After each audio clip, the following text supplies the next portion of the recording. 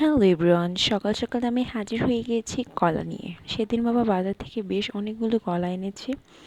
আমি আজ সেগুলোই সংরক্ষণ করব। যেই বাবা সেই কাজ। এখানে আমি মোটামুটি 5টা কলা নিয়ে নিয়েছি সংরক্ষণ করব বলে। কলাগুলো বেশ বড় বড় ছিল, আর কলাগুলো একদম উপরের মাথা সহ নিতে হবে।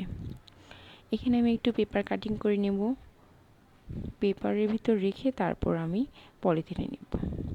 এখন পেপারের ভিতরে আমি একটি একটি করে কলা মুড়িয়ে নেব। ভালোভাবে মোড়াতে হবে যাতে বাইরের আলো বাতাস আর কি না প্রবেশ করে, সেদিকে খেয়াল রাখতে হবে। বাইরে আলো বাতাস প্রবেশ করলে কিন্তু কলাটা ভালো থাকবে না।